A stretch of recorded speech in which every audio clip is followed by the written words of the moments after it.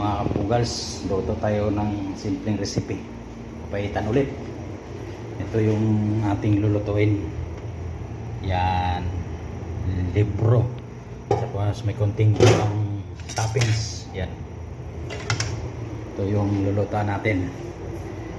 Okay. Ang gamit nating mantika is olive oil. Yan. Legit. Umpisa natin mag-gisa. Parang malakas yung powers. Yan. Tapos itong sibuyas. Yan.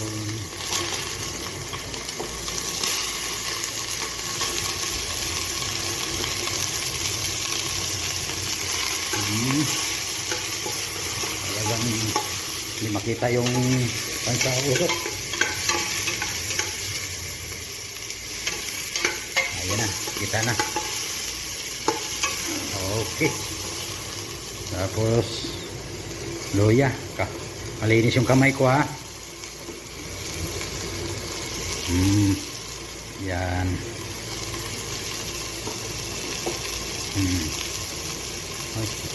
Mamaya na yung pangmalakasan yung sili natin. Okay. Kunting gisa-gisa lang. Pag naangamoy lang na maganda, yan. Lagyan natin yung sili para maluto. Okay. Abang-abang. Lagay na natin yung tinadtad nating libro.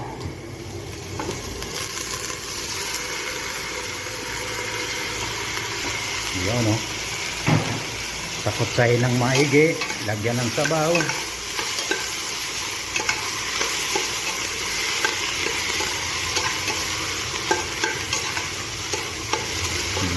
Simpleng recipe lang, pang OFW lang to, nakaka-relate. Okay. Mabango na. Lagyan na natin ng pamalakasan. Ito, mineral water.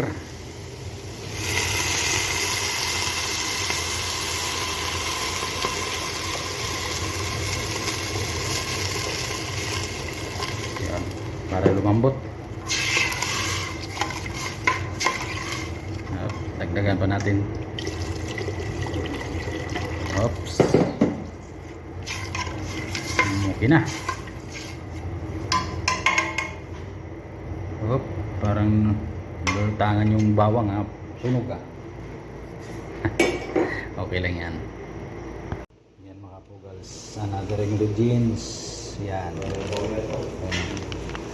Nalagyan na natin, hindi na napakita. Yan, kumukulo na. Lagyan natin ng pampalakas. Ito, legit na taba. Yun. Para yan mga kapugals, lagyan natin ng magic pampalasa. Ayan na. Palahati lang yan, para okay yung lasa natin. At yan mga kapugals, yung last nating pangmalakasan ulit, mamasitas. Konting lagay lang para may asim-asim. Hop, okay na yan. Malapit na mag finished product. Yan kapugals, yung finished product natin. Yan na. Bye bye. Thank you for watching.